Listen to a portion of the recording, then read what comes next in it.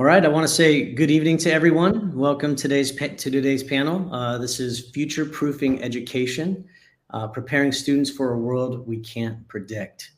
I want to start with thanking the team at Laurel Springs for supporting this opportunity for us to all explore this most pressing challenge in education. How do we prepare learners for a future we can't yet define? What lessons should we be offering? And how should we be helping students build the capacity to adapt and thrive in this ever-changing world? To help us unpack these questions, we have three exceptional panelists today. First, we have Katie Phillips, who serves as the lead undergraduate advising director at Stanford University. Katie works with students from the moment they step onto campus until graduation, helping them make the most of their college experience and develop a path aligned with their evolving goals and identities. What beautiful, noble work. I'm so glad you're here, Katie. Lance Chantilles is the co-founder of Indistinguishable from Magic. You should check it out. I have, and I want one. It's a platform that enables creators of all backgrounds to design interactive physical computing experiences. And Lance brings the perspective of a technologist and educator working at the edge of creativity, design, and emerging technology. And I want to add that he is a Laurel Springs grad. So this there is the proof right there. And Maggie Alexander, founder and executive director of Alexander Academic Success, with over a decade of experience in college counseling, tutoring, and academic leadership. Maggie supports students in developing meaningful academic and extracurricular profiles, helping them discover their passions and unlock their potential. So no stranger to helping young people navigate a changing education world. And I'm Jim Bailey. I will be your moderator, and I am the executive director and co-founder of Rock Tree Sky, a learner-centered space that's a hybrid education model in partnership with public schools that supports interest-led and relationship-based learning. And I'm also currently working with Education Reimagined, prototyping community ecosystems and how we can, bring in the assets of our communities to help all kids learn and grow. So thank you so much for being here. And we're going to start it off with some big picture questions. So the first question I want to throw into the group is, the reality that the world is rapidly changing. We could put a lot of stuff in there. Certainly chat during my time. YouTube was a big change for how information was disseminated to the masses. So in this rapidly changing world, how might we redefine what well-educated is in the 21st century? So what will it mean to be well-educated in the 21st century? So maybe I would start with Lance. What do you think is in the future for us? Yes, thank you, Jim. I think it's everything that sort of amplifies who we are as humans. Technology, as you said, has changed over time, but the qualities of critical thinking, of reasoning, of collaboration, those have always stayed the same. And really, technology has, as it's evolved, really has amplified those qualities.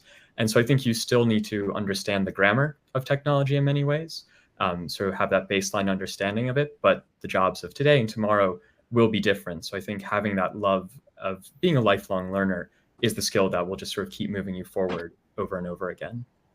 I have to say, I find that heartening, and I thank you that you're referencing the human aspect, right? I know there's some interesting work going on with that. I know there's a Harvard director, Jal Mehta, who's working on, how do we focus on human-centered schools. Katie, what do you think? How do we redefine what well-educated is in the 21st century? Yes, I think similarly to what Lance had said, I think of an education that is future-proof as being one where you're learning not only content and skills and things like that, but you're also learning how to learn. You're learning how you are as a learner, because we're all different that way. So really using, if you're going to college or whatever you're doing in high school or your next step, focusing on gaining that skill of how do I learn, because you can use that for the rest of your life. And ideally, we're also as you said, trying to foster lifelong learners so that they're able to use those skills and their knowledge of themselves to learn from technology, from all the various sources of information that we all have access to, and learn how to critically filter it for what they need. Right. I appreciate the critical filter there. That's it. Learning how to learn. I mean, because it's all out there now, right? So hopefully we can get into a little deeper dive in the conversation about, what a little more about those skills and how we might be developing them. And I'm thinking of you, Maggie, in your, high level consultancy work with learners and families. And, how are you thinking about preparing them for this future world of learning and being educated? So as Katie was saying, the possibilities of how we can learn are constantly expanding now, right? So I think the key is adaptability. I mean, you're going to hear that word times tonight, right? I think the key is to think outside the box, beyond traditional brick and mortar, beyond traditional pathways. Try not to fit square pegs into round holes. Yes. Instead, remold the holes to fit the pegs in them. And just as those opportunities expand, make sure that if someone's on one path and it's not working for them, that you readjust. Yeah, I appreciate that. You're referencing, think being beyond brick and mortar, the school site as where learning happens. Makes me think about, certainly all the places where kids, young people, all of us get access to learning and knowledge.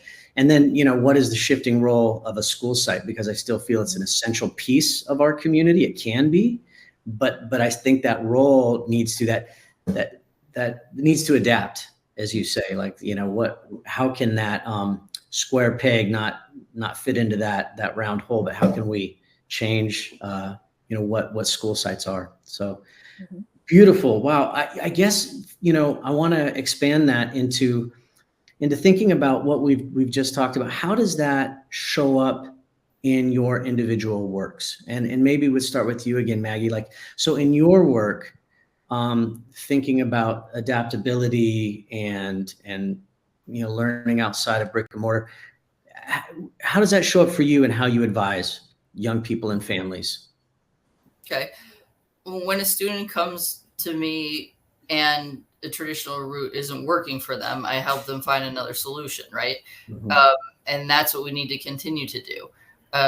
When I was head of a private school, I talked to you about this before, I designed a hybrid system so students could link into their classes when they were traveling, but they could come in person when they were home. And that was pre-COVID. So we were prepared for the students to work from anywhere and without missing a beat. And, things like that are helping families who need to travel a lot for whatever reason, or if they want to keep their families with them, if they're traveling for work, or if the students are traveling a lot because they're high level athletes. That's a lot of what I'm dealing with. And so that they still get a good education. So they're not sacrificing education to pursue their other passions.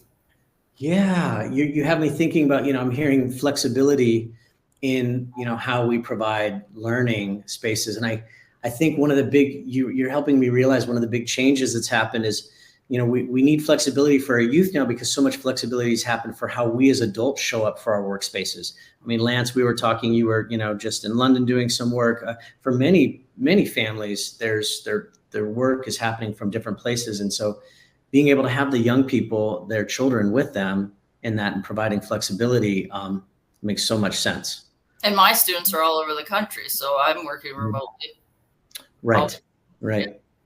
Katie, how does some of the ideas that you're hearing so far, how do those show up for you with the young people that are coming to Stanford, which is a brick and mortar traditional site, and so thankful is there, but what are you seeing? Yes. I've been thinking about the switch between working with students all over the world, which we also did during COVID. And it has been interesting now that they are back in our brick and mortar campus. They've retained a lot of those skills, right? Those abilities to be able to work remotely. I have students my office is located in a dorm where students live, and I will have students still have Zoom meetings with me from their dorm because they're just so accustomed to that technology now. And the flexibility is huge. So in terms of within the brick and mortar environment, I encourage my students to try out a lot of things when they first arrive on campus to see what works for them. So take a really big class, take a really small class, take a class that's more discussion based, take a class that's more lecture based, and also join some extracurricular activities. Maybe do research with one of your professors so that they can try out all these different modes of interacting and modes of learning, see which ones work best for them, try and double down on that. And I also encourage them, in terms of flexibility, to have plans A, B, C, sometimes even D, E, and F, right? Many students come to college thinking, I'm going to do this. And sometimes they take that additional class that sends them in a totally different direction. So I try and have them be okay with that, right? Realize if plan A doesn't work out, it's not the end of the world. Plan B might even be better. And that's sometimes a mindset shift for some of our students who've been really focused on a particular goal for a long time. Sure. I'm so glad they have you. That is it's so wonderful to hear about the types of ways we encourage young people to explore, those really genuine different options that can occur even, at a brick and mortar site. As you say, there's many ways that this class might be offered. Try a big lecture hall, try these smaller pieces, find what feels right. And I think, we see more people wanting to do that, families wanting more flexibility, as Maggie was talking about. So what a great way to go about it. And, I might have mentioned in our pre-discussion some of this ecosystem work. And it's that same kind of thing, getting young people to many experiences in the community to find, hey, this might be a good fit, this might not. And the sooner you find that out, the better, right? That supports that mindset shifting. Thank you, Katie. Lance, what about you? How's this showing up for you in your work as we think about, future-proofing learning? Absolutely. Well, I think, as an alum of Laurel Springs, sort of that environment that was set up of, how to have etiquette with when you're emailing, when you're on Zoom, and also how to go after information. There's an incredible community within Laurel Springs, but it sets you up, I feel, so well for post sort of a career and also within college as well, because it gave you that foundation of how do you do research? How are you then self-directed with the work that you're doing? And even right now, starting a company, you do have to set every day, okay, this is what I need to be doing. And that skill was really developed, I feel, at Laurel Springs. But with Katie, what you were saying as well with, exploring different elements of, a class in college was a flipped classroom. And that was the first time I experienced that, where, you listen to the lecture beforehand, and then within the classroom, you can ask the professor questions. You have that collaboration and sort of just those different modalities of learning. And, even Maggie as well with, having that flexibility. While I was at Laurel Springs, I was, training as a professional ballet dancer and actor. And so to be able to explore those elements outside of it, that, having that flexibility of one, not having to sacrifice your academics, but at the same time, having a passion and pursuing that as well. And both of those learning environments. Yeah. I'm hearing you talk about pursuing that passion, that spark, for acting and ballet. And it makes me, I have to imagine that then informs how you show up as a learner, as a student, as a human, because, there's those needs are being met, right? And that shifts, how we pursue our careers, our academic interests. And I'm thinking of Maggie, and you work with a lot of high level athletes. And, I'm wondering how, with them having these really big passions in their life that they're pursuing, is there a way that you utilize that to support them in their pursuit of higher education or maintaining a mindset of curiosity? Like how do those two inform each other for your families and your learners? So the balancing act of being a student athlete teaches you to manage time and stress. But if you can learn to balance academics, athletics, a job, volunteering, socializing, etc., effectively, you will be well prepared for life after college. And I did all of those things, so I have the expertise to impart that knowledge and support my students to do the same thing. I'd also say that when you're super competitive and constantly striving to perform better, be faster, be stronger, Lance probably knows this, that carries over into being driven in general, right? To succeed professionally and personally. So I would say, always challenge yourself to improve, but don't push yourself to the point of burnout, right? You don't stretch yourself so thin that you can't do any of those things well. Right. But if you stop enjoying what you're doing, you're probably not going to be very good at it. So that's another issue of burnout. So there's kind of a fine line there, right? Like learning to balance all of that and still enjoy what you're doing. I love it. I think, you remind me that when you're speaking about balance and all the things that the young people have going on. And, I think we saw a time where we put some of the kind of the joy and the spark, at least when I think back to when I was younger, that maybe not everybody did the best job of maintaining that. It was, the driven bit. And I do hear in this discussion so far some awareness of that we are a human animal, we are a social animal. We need to take care of that. I feel like I'm seeing some of that in education. We realize the benefit of that healthy balance. So that's really great.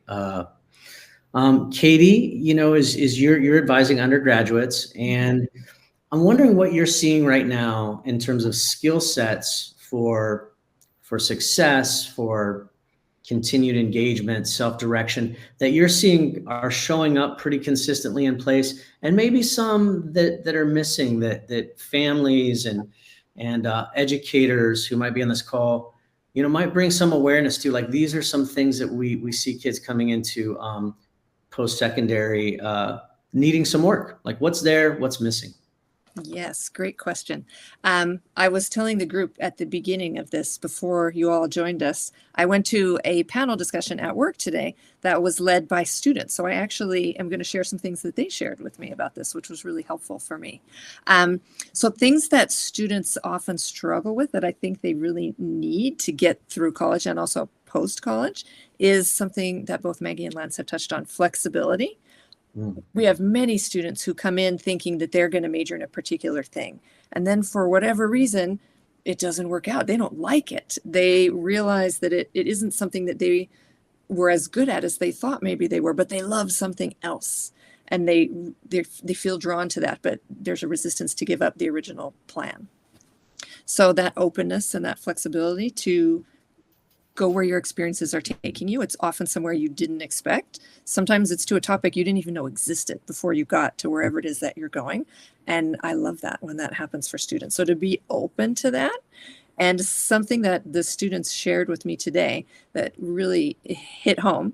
One of the students was a junior, so he was in his third year of college. And he shared that in his first year, he was really afraid of asking for help.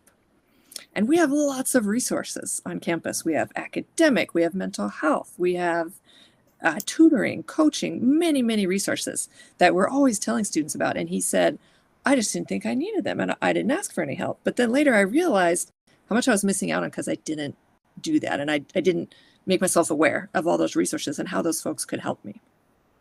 So I think to the extent that families out there, and I have a 10-year-old, so I'm working on this with him as well, can encourage that openness and that recognition that asking for help isn't a failure, that recognition that asking for help is a strength, because we all need help from time to time. And that all of us here are in the business of providing help, right? We have a job because people need help, and we want to provide that help and those resources. So encourage your students to make use of those things and not to be afraid. Yeah, taking the shame out of that. I love that, because it's so true.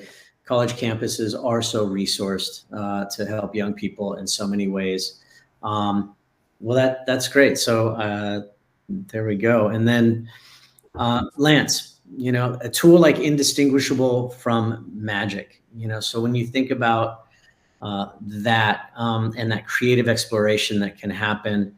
How do you see that supporting ongoing learning and ways that it might take a path out of the academy or even support exploration within university or college settings? So tell me a little bit more about that creative exploration and what you see that doing for young people and benefiting them in future proofing education. Yes, I think it really comes down to having just, well, a few things. One, that initial creative spark and being able to move with it. So you have that passion, you have that idea, and then you can implement it as fast as possible. So, even if it's something that might take a while, you see that initial, oh, I can do this, and then you can work backwards from there. So I think, having that desire to learn from something where you see the end goal. And then also I think democratizing it as well, where people from different backgrounds, different educational backgrounds, being able to have access to a tool, whether it's someone within the arts, whether it's someone within medicine, where they don't necessarily have a technical background, but might have ideas that need to be implemented with technology. So being able to level that playing field there so that they can move through, and it's not, oh, I don't have this knowledge, this isn't for me. And I think having that be as even as possible and enabling people's ideas is something that we're really passionate about, but also why we're building this, so that anyone can sort of jump into this field that they might not have experience with. I love the democratization aspect. I mean, certainly I think I saw it with YouTube. From when I started teaching, there was not YouTube, and towards the end of my teaching career, young people were coming in and telling me, "Oh, I've seen that science demo, Jim. I know exactly how that works." And there goes maybe part of my 8th grade science activity for the day. But obviously it's an opportunity to turn that into a deeper discussion and go further. And so, but the access is there; it's everywhere, right? And I really appreciate the focus on that rapid iteration piece. That you can try it out. I have an idea, I can try it, and putting that in the hands of any. I mean, I think of young people, but anybody really. There are tools out there and available. It makes me think of back to the institution and Katie, your work. What can institutions do? These systems that we have. How can they?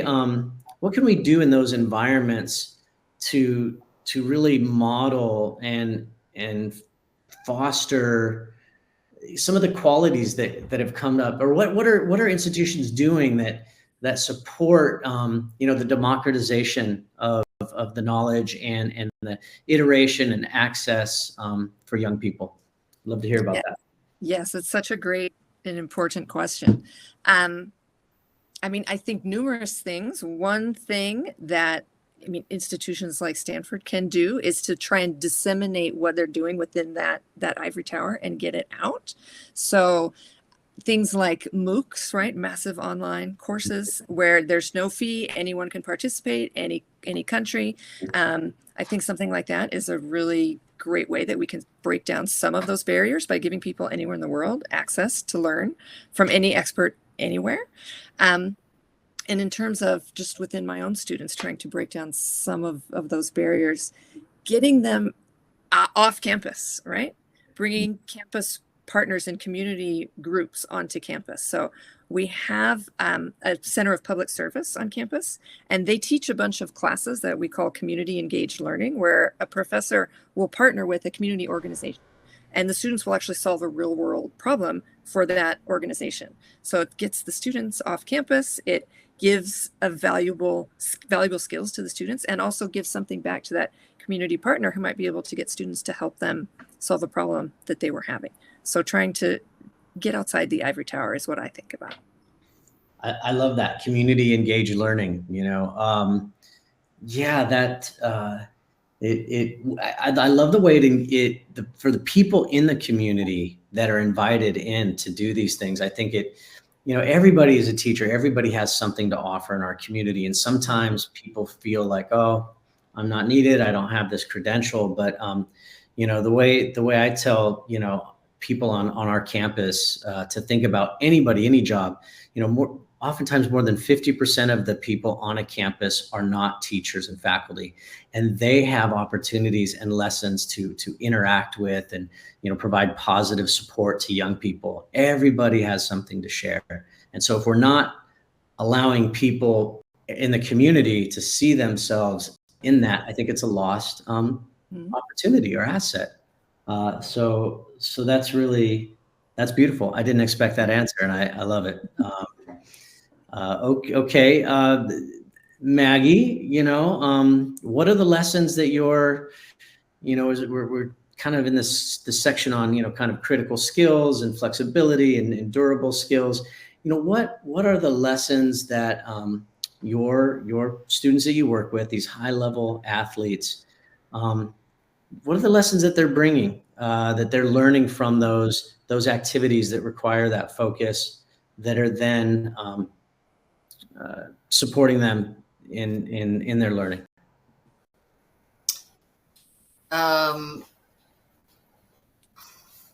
Well, I think one thing is that they learn that you don't have to have everything figured out. Teenagers shouldn't be expected to have it all figured out. I mean, honestly, do we even all have it figured out ever?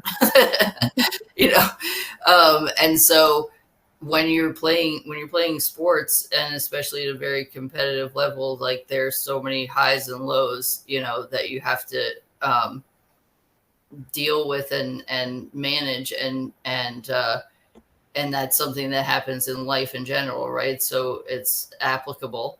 I feel like I kind of covered that when I was talking about balancing being an athlete too. Yeah, that's true. How do you talked a little bit about that pressure and how they can learning to balance and manage the pressure.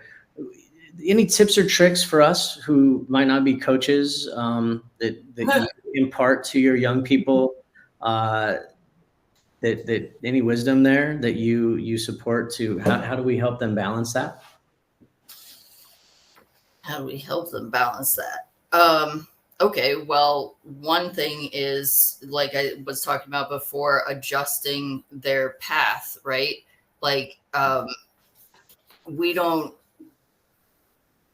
like I was saying, we don't always have almost nobody has a linear path to their career or profession, or careers, plural, right? But I think that options such as Laurel Springs, for instance, and other remote educational options give students the opportunity to have more space and time to do things like travel, spend more time with family, compete in high level athletics outside, that aren't school based, without interfering with their academic performance, right?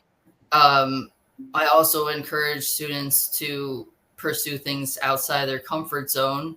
Like when I was in college, I spent time at an orphanage in Dominican Republic and living under the same conditions as the kids there, right? So that's like an example of not that you don't learn everything in a classroom or in a book, and that real world experience, I think, is important. And when we give them the freedom by not confining them to just the traditional brick and mortar, not that doesn't work for some people, obviously, but for instance, I just had a student who was committed to riding on the equestrian team, D1 equestrian team at TCU, and then decided, I don't want to do that. I still want a college education though, so I'm going to go be professional and do UF online college. So she's still going to get a degree, but is going to take a totally different route.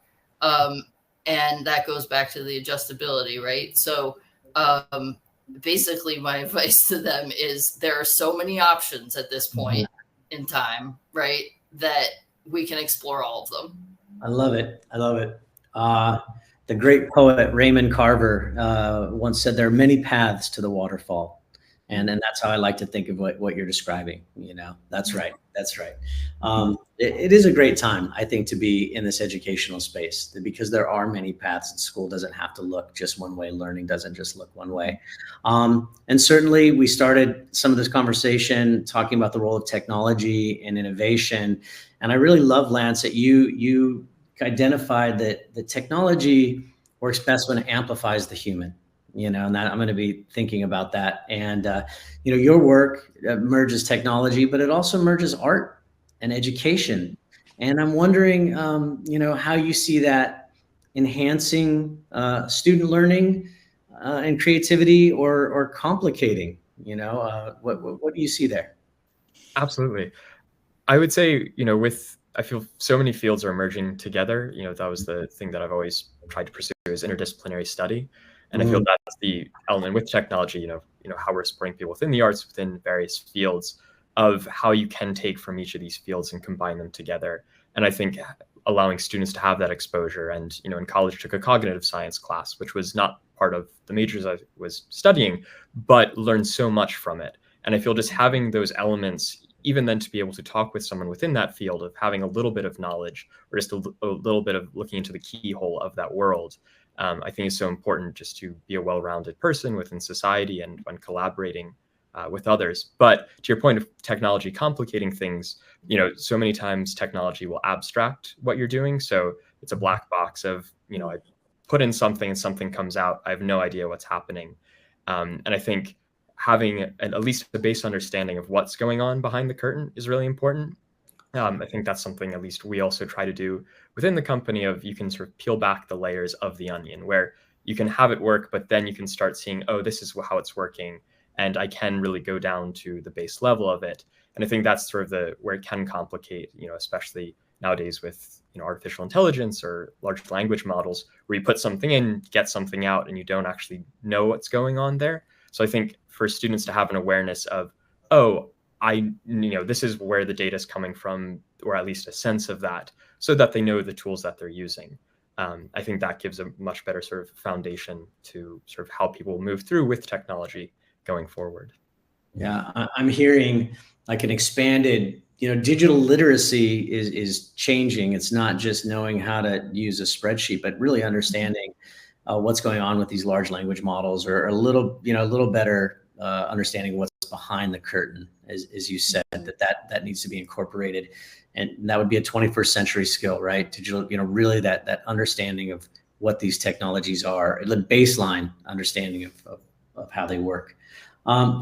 Katie, what technologies are you seeing the young people show up with? What are they using? What are the kids using these days when they show up to Stanford that are helping them be successful, that maybe the rest of us should know about?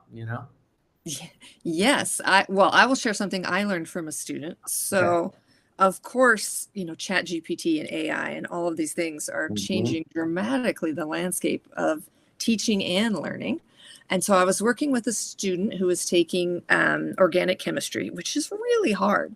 And he was determined to do well, and he had done poorly the first time he took the class. So he was really determined to do well this time.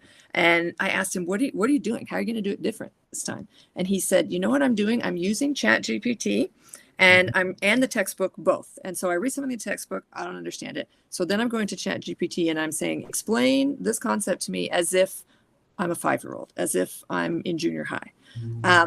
I didn't understand that explanation. Explain it a different way. And so he told me all the prompts that he was putting into Chat GPT. And he said that for him, it was a game changer, because getting the different perspectives on a topic explained to him enabled him to really learn and understand this material. And then he was able to also cross-check, right, to do that fact checking with this textbook to make sure he was getting correct information. But I just loved learning from him how he was using that tool to support his learning. And a second way I'm really seeing technology is supporting our students who have learning differences, right? Who learn in a different way other than, lecture and note taking. So there's so many technologies that are enabling students to take notes in a different way, to read their textbooks in a different way, to access different sorts of screen readers and things like this. So Stanford has a large population of students who have learning differences, and we have an office that supports those students, and that office has access to all kinds of different technology that I've seen be game changers for our students in terms of enabling them to thrive in a classroom format where they previously felt that they weren't thriving. And so I love that the technology is enabling those students to be successful and feel like they belong in a classroom where previously they would say, this classroom just doesn't work for me at all. Right. Right. It's making the information accessible so that, they can use it, and all the thinking, all the good stuff is there. But just, you're making that playing field a little bit more leveled out so that they can engage with the information. I really appreciate those technologies. And the prompt, the prompt engineering or the prompt questions, how your learner was bringing that in.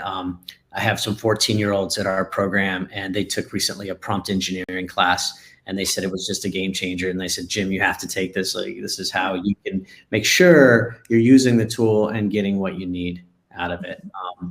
So I appreciate that. Explain it as if I'm a 5-year-old. Yeah, that's good.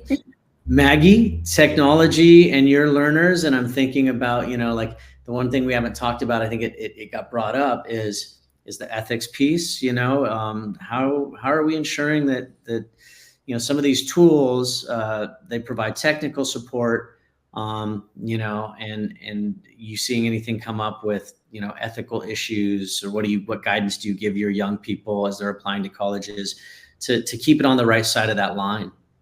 So we talked about this the other day because I expressed my genuine concern about the loss of original ideas as a result of AI.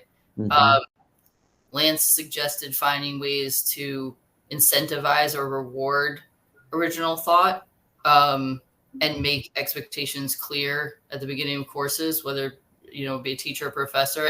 And this is a big issue for me because so many of my students are doing high school online. Even if people use AI to generate or initiate ideas, they still need to learn to synthesize unique ideas, like you said, to express themselves in their own way. Or we'll just all become robots, and the exchange of intellectual ideas will cease, right? My dad had an interesting story, though. By the way, the kids don't all understand that AI can read AI, right? So that it instantly catches it, and then they have to learn that lesson. And this isn't something we had to deal with as kids because we didn't have it. But my dad had an interesting story. He was the president of a university for 16 years. Towards the end of that, he had a student who was from another country and turned in a paper and was accused of cheating because the professor said that the English was too good, that you couldn't have written this, right? And so he explained that I did put it in Arabic into the chat GBT to have it translated, but they're my original words, just not in English. And so they did determine that was not actually cheating. Okay. And that it actually could have some advantages to help someone in English as a second language learn how to articulate thoughts more effectively in some cases in the new language they're learning. Yeah. So pros and cons, Yeah, I love it. It's definitely the tool there, right? This is this young person's original thinking, and it's just like sometimes when I text somebody I might be working with, on my phone, it can translate it into Spanish for me if I needed to. Okay. Yeah. I appreciate you bringing your father into this intergenerational conversation.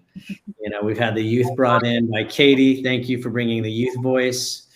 I love it.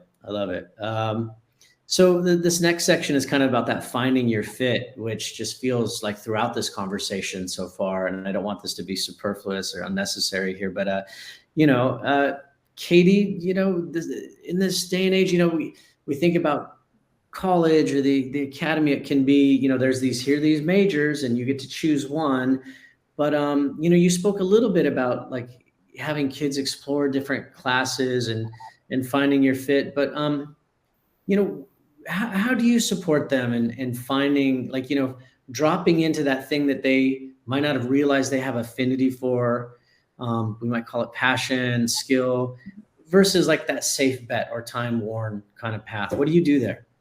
Yes, it's something I think about a lot because a huge number of our students coming in, Stanford is in Silicon Valley, obviously want to be computer science majors, which is great. But many of them then take a computer science class and realize, oh, this is not what I thought it was going to be, or I don't like it, et cetera. And then they feel all is lost.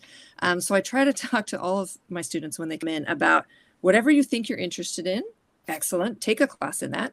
But no matter what it is, you don't want to take all your classes in that because it's just too much of the same thing. And none of us do well when we're doing too much of the same thing.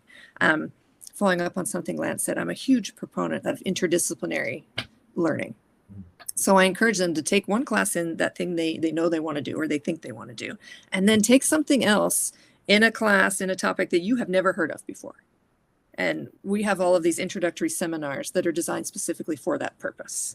You don't have to have any background knowledge. You can know nothing about that topic and go into that class. So I really encourage them to do that. Often they'll come back and say, that was the best thing I ever did. And now I want to pursue that other topic.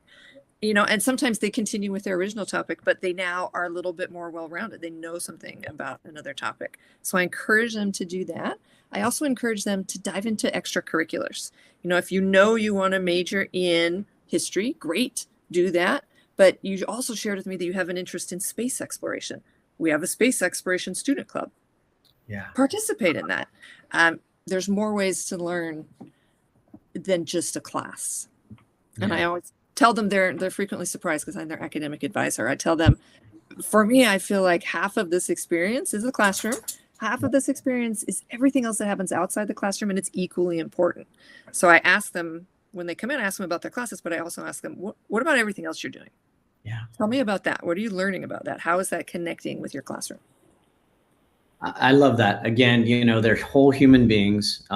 Let's take care of all of it. And I love that, the club aspect. They're going to learn from their peers. There might be some that are a little further along and more experienced. I mean, I see so much, we in this learner-centered, self-directed space we manage, I see so much peer-to-peer education that happens, and it's potent and it's powerful, and they really pay attention to that. Learners just a couple years older, they're not quite so far away as I might be from their age, and it's really meaningful. And that, I can imagine in a club at Stanford, some of those more experienced, students helping out these, the newcomers, that puts them in that leadership position, which is, one of those other essential skills. Like, hey, I'm really helpful and I'm a leader in this field. Yes. Okay. I love it. I love it. Let's see, Maggie, what the passions and skills, what are some of the passions and skills that you see a lot of your young people bringing? I know you have the professional horse riding background. What are the passions that you're seeing showing up for the young people that you work with? Primarily. Well, most of my students are passionate about athletics, right? Okay. But actually, I have an interesting situation right now with a student who has been just hell-bent on her whole life wanting to go to Texas A&M. She's from Texas, but wanting to go to Texas A&M, and her parents are like, why wouldn't you consider anything else? And she said she wanted to ride on the equestrian team at Texas A&M. It's one of the best D1 teams. But there are some other factors that may preclude her from going there. And so I started talking to her about the other teams and the other options. She doesn't want to go out of state. So now she's decided, okay, well, maybe I will just focus on going to college and choosing the right college within Texas. And then I can still like ride outside of college, but maybe it's not so like dire that I be on that team if that's not in the cards. Right. So I think she's still passionate about riding, but you can adjust, you know, and you have to talk them through that when they've had this mindset on what heart set on one thing their entire lives, you know. And I wanted to respond to something Katie said in that vein. You do not have to know. It's a common misconception that admissions views going in as undecided for a major as having no direction in life. That is not accurate. You do not have to know what you want to study or what you want to do for a living when going into college.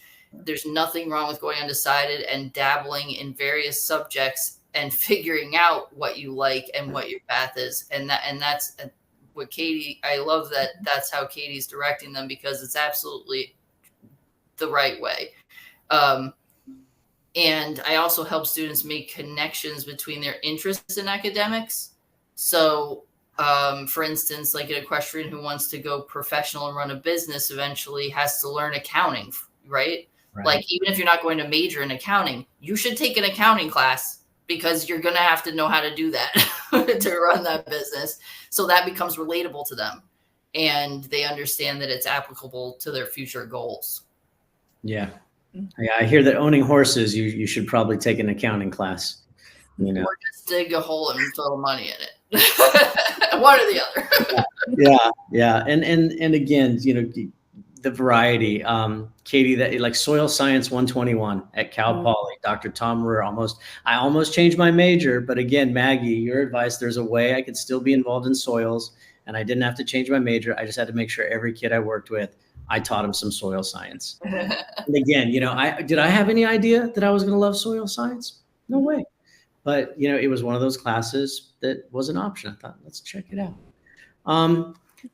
So, you know, I'm hearing, you know, people have dropped the word self-direction. We're talking about, you know, I'm surprised to hear, Maggie, and I love it that, you know, I can imagine, you know, driven young people have a real path that they want to go, and here, you know, you're giving them advice to, hey, broaden it out sometimes. And that might not be the only way that you're going to get your needs met and get to, you know, a happy, successful life. And so, you know, Lance, I'm curious about agency and play and experimentation, and, you know, and what role you see those playing in true learning and deeper learning, based on your experience. Laurel Springs, indistinguishable from magic. Yeah, what would you say about the necessity of those aspects? Yes, I feel you know, there's the quote, you have to know the rules before you can break them. And I feel that applies in a lot of ways, where you do have to have that foundational knowledge and expertise in learning. But I feel that is, you know, sort of with youth, you question, why is something being done this way? And, you know, having that creativity, it really is the engine of innovation there. And I think is instilling that of, yes, things have been built in this way, but also to always just have a little bit of that questioning of, how can this be done better? How can we improve upon these things? And I think really encouraging creativity, you know, sort of technology, sort of going back to the earlier thing of, it amplifies, you know, what humans can do, but creativity is always at that core. So how can we instill that in people, of, you know, making sure that if they have an idea, it's, you know, it's heard and it's able to, you know, they feel that they can create it. That was even one of the reasons I studied mechanical engineering in college, was wanting to be able to have an idea and then figuring out how you can actually bring it into reality. And I think that has changed as well. It's, you know, there are tools now that allow people to, you know, at least bring their idea to a certain stage. And I think that's something to instill in everyone, you know, as Katie was saying, of, you know, becoming a lifelong learner. I think that sort of in the career path, and something that Laurel Springs taught really well, is, you know, being able to go after that information and having that desire.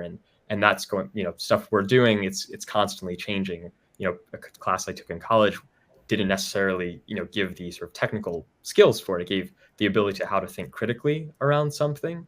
But I think that is the thing, you know, with agency, with Laurel Springs, it's okay, I have this, now I know how I can go after it. And also who to ask, you know, I think as Katie was saying, who to ask for help.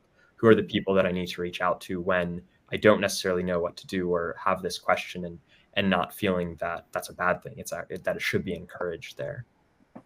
That's great. So having that kind of the resilience to ask for resources is an essential piece of being successful, because they're out there and they're available.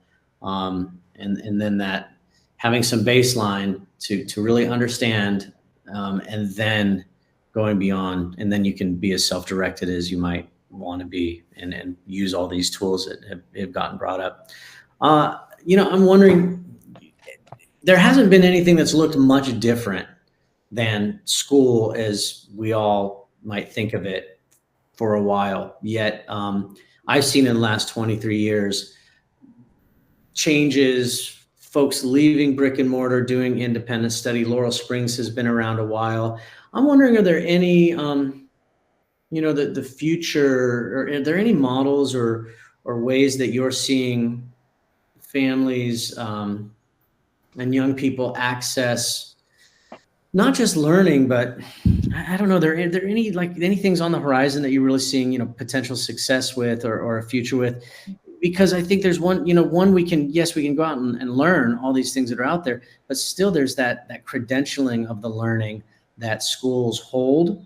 And, we're not at a place, are we at a place where that credentialing is in some fields becoming less important or not? I guess I'd throw that to you, Lance, real quick. And you're, working with tech a lot in your field. Is,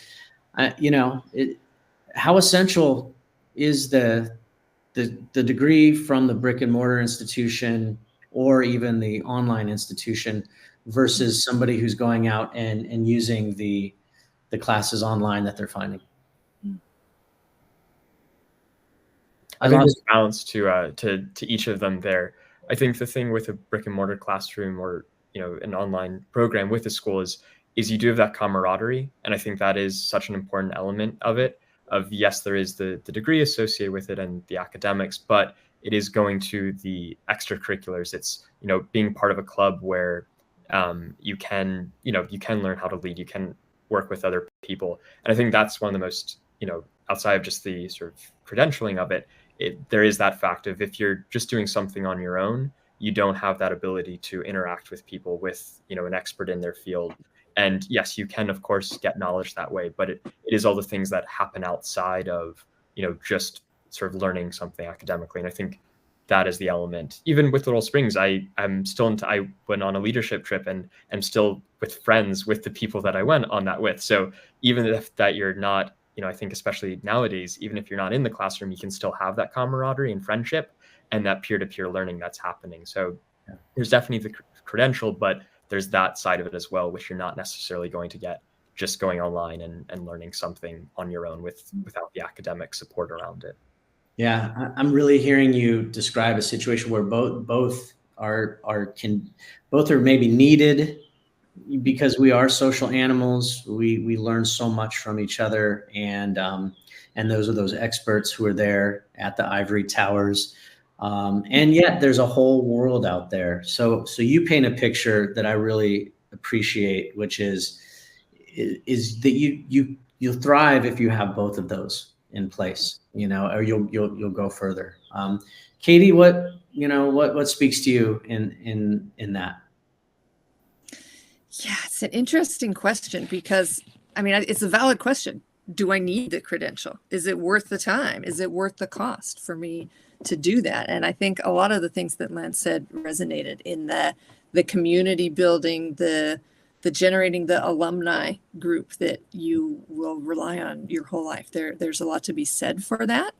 But as you said, there's tons of ways that students can learn as well. And I know different organizations, even within Stanford, we're thinking about certificates. How could we give students a certificate? It's not a major, it's not a minor, but maybe they take 3 classes, or they engage in something outside the classroom. How can we help them signal that? So I think it's a really interesting and developing area. And I don't think there's only one type of signaling that's correct, right? It also depends on who you are and what you're trying to do. And I think that's something we need to talk more about within the field of education. What kind of signaling can we create, and what is actually valuable, and what does it represent? We have students who make portfolios that are things they did in the classroom. And sometimes they're things they've done outside the classroom, but that's a tangible piece of work that they're creating for an artistic endeavor, for their writing, for the things that they've built, the code that they've written, can apply to any field. And that's a tangible thing they can share with potential employers, partners, etc. So there's a lot of ways you can show your learning. I love that. We see people exploring, micro credentialing. That's what I hear in these certificates. I think that adds to, some of the equity and access for somebody who, like, a 4-year degree just might be too far. But, how can we signal some professional level skill building in an area that I've determined this is a field I want to be in? And maybe that is a flexible shifting role for the university, for high schools, even potentially, once a student has demonstrated like baseline competency, that they could, they could signal that, hey, this is something I've taken, enough courses in, and I have a degree of skill. Mm-hmm. I love that. It's new to me to hear that that's what something Stanford's exploring, and kudos. That's amazing. I think we're getting towards the end of our time. And so I want to kind of bring some reflective kind of closing questions. And I think of, all the work that you do, Maggie, with young people. And I've always wondered, like, what a coach can share, right? So what advice would you give to a young person who's feeling anxious about their educational future? First of all, I do have a micro credential. My certificate in college counseling is from UCLA, which is cool though, because it's for people all over the world working together online.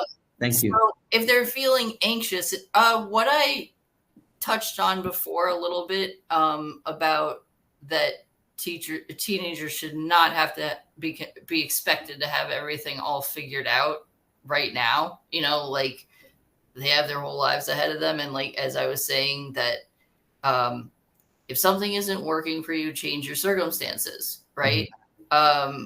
I think about, first of all, I've been involved with students on Laurel Springs for almost 15 years. And going back to your last question, I think it has evolved over time, right? So the Laurel Springs now is considered as good an education and as good a diploma as going to a brick and mortar high school. And these students are getting accepted to top tier colleges. I would say 10 years ago, it was a little iffy. Like, admissions counselors would question it a little bit, right? Mm-hmm. But I have a student, a prime example of the anxiety thing. Okay. I have this student who is a very high level rider, national, makes all the finals, and her school, which is a private school they pay for, by the way, is not conducive to learning for her. She's always playing catch up.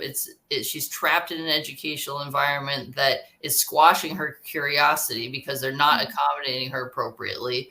It's preventing her from reaching her academic potential. So that's stressing her out. Okay.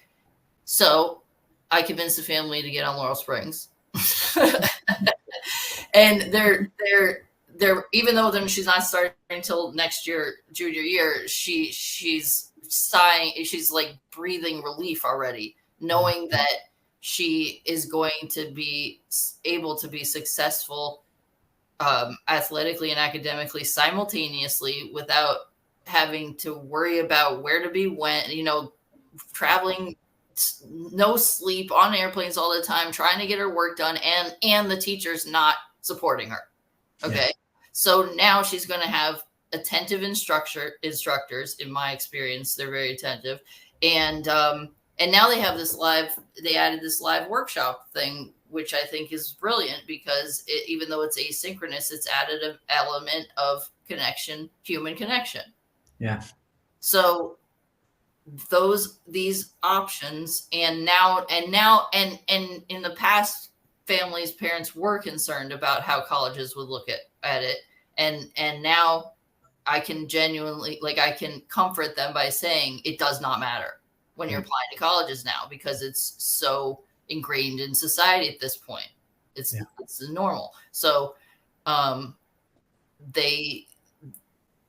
once you explain to them that this is going to be so much better for their lifestyle and their learning style, as Katie kept bringing up all different learning styles, the anxiety washes away. I love it. Flexibility, change your circumstance. There's another path. Let's find that path that's going to work and fit. Nicole, how are we doing? I see that you've joined us. Do we have time for another wrap-up question, or are we ready to hear some questions from the audience, or where are we at? Yes, we're doing so great. The conversation has been amazing so far. I think if you want to do one more wrap-up question, that's totally okay. We do have a couple questions from the audience, but okay. Yeah, go for it. Okay. Katie, what gives you hope? You see all these amazing young people coming in, you're giving them advice. What gives you hope about this upcoming generation of learners? Yes, so many things honestly give me hope about this upcoming generation. They want to make a difference, right? They see something that's not working and they want to fix it. Yeah. They want to, as Lance was saying, sometimes they don't even want to understand the rules. They just want to throw those out and start fresh and make it work for them. And I love that. I love that desire to fix things and make things better. And I'm in a different generation. We've handed them a lot of things to fix, but I have faith that they're going to be able to do it. Yeah. Yeah. Lance, what are you excited about for the future of learning? What's next? What gives you hope? Yes, I mean, there's so many different modalities to learning now and different styles of learning and people embracing that. And I think the ability that there is so much access to knowledge there now, I think gives me hope. You can, if you have that desire, you can go after, you can learn the skills and the knowledge that you need. And also just the fact that there are communities that you can reach out to and connect with. And I think, the generation that's coming up has access to so many of these tools, and the ability to use them, I think, does give me a lot of hope. It allows them to create the future and define it in the way that they would like. Yeah. And now you can get your micro credential from Stanford or UCLA, probably many other places. I love it. I've got to make sure my young people know about that. I want to say thank you so much to be in this engaging conversation with me today. I take away so much from the conversation, and I'm really excited to have met you all and feel like you're now part of the resources I have available to connect young people with as they go about their learning journeys. So thanks for doing your work, each and every one of you. So that's kind of my piece and my questions. And Nicole, maybe there's some questions from the audience. Yes, well, this has been an amazing conversation so far, but it doesn't end here. Our audience has a couple of great questions, and if you are in the audience and you have had any questions pop up, please feel free to submit them. But to get started, we have one for Lance. It says, "Hello, Lance. Can you please share the URL for Indistinguishable from Magic?" Sure. Also, we do If Magic for short. So here, that's our website. Let's put in the public chat right there. Thank you. Perfect. Awesome. So you guys can find that in the chat. And then our second question from Larissa, she says, "I love the idea of taking different courses, different passions, but often that adds additional semesters and finances and costs. How do you balance that as a parent? Because you want to encourage the extracurricular and the exploration of different courses, but without the cost." That is an excellent question. I have a kid in college as well, so I do consider that. I mean, from my experience with Stanford, you have to take classes outside your major. There are general education requirements. You can't graduate without them. So when I'm encouraging students to take classes, I'm encouraging them to do it in a way that still progresses them to graduation. So you don't need to take every single class in your major in order to graduate on time. So we talk about how to do that in a way that lets you finish in 4 years or whatever the timeline is, while still being able to do that exploration. Because yes, we don't want to send our kids to college for 6+ years.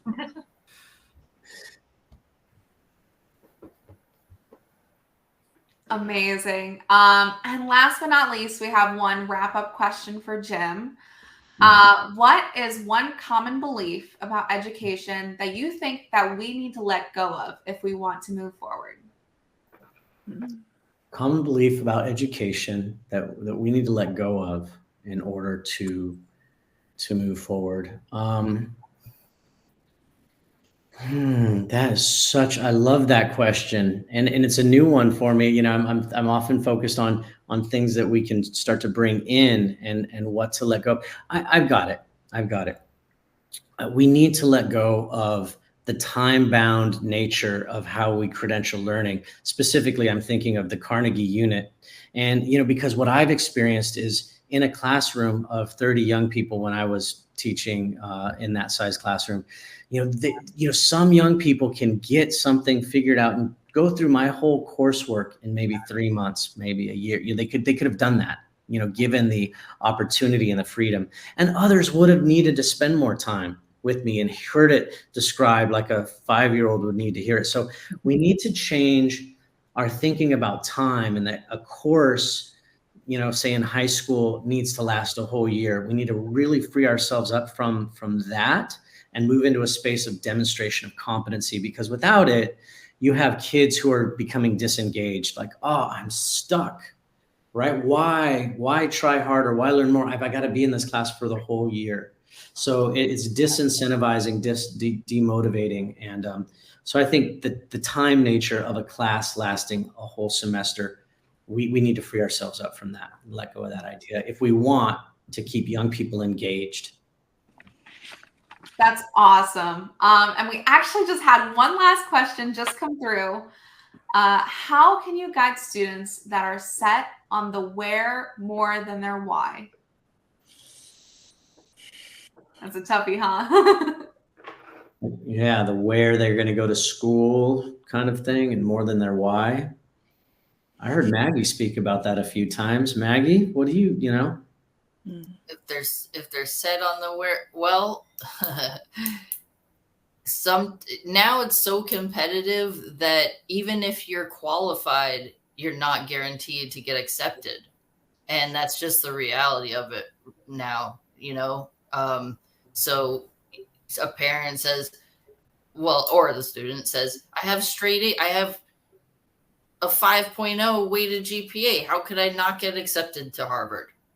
Well, because there are 10,000 applications of 5.0 GPAs that they're looking at against you, right? Mm-hmm. So and also now, legacy's out the window because there's too many of those, and there's just no guarantees. You have to apply to 15 schools instead of 8. You have to, you know what I mean? You have to be thinking about your academic profile in 7th or 8th grade.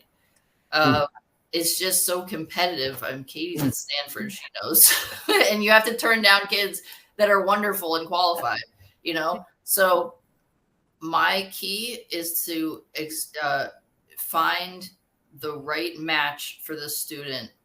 And maybe you have to find 3 right matches to make sure that they're going to get into one of those matches, right? But the ultimate goal, no matter what, is to make sure that I've only had one student in my entire career transfer out of college they went to, and I advised them not to go to that school. They went because of athletics, because of recruitment. Otherwise, they've all been happy because of my main purpose is to make sure that it's the right match. So that you have to get it. Now, if you're talking about where geographically, sometimes there is going to be a constraint, like that kid I was talking about that does not want to leave Texas. Fine. But Texas A&M is not the only school in Texas. Yeah. Right? Yeah. Anybody else want to say anything about the where versus the why, and how, connecting kids to the why might be more important? Go, Katie. I think an important message is that there is no perfect place. Mm-hmm. And even more importantly, you don't have to be perfect. I get so many students who come in feeling like there's some perfect path that they have to be on. And so to the extent that we can tell them that doesn't exist, and share with them our own experiences. We have a program where professors share with students the worst grade they ever got, and students are always floored that it's always a failing grade. So just being real with students too about the ways in which no one is perfect, and things still turned out okay, right? There is no perfection. Don't try to search for it because it doesn't exist. Well, I think that goes back to the point of the accelerating and remediating as necessary, Jim. Like you can go this fast in math while you're going this fast in English, like let's say in high school, right? And why should we slow them down or speed them up before after they've mastered something? You know, that's the same concept of like not trying to fit. Everybody is different. Yeah, I appreciate that. Yeah, so much good advisement here. All right. Nicole, is that it for our questions? Yes, that is all of our questions for tonight.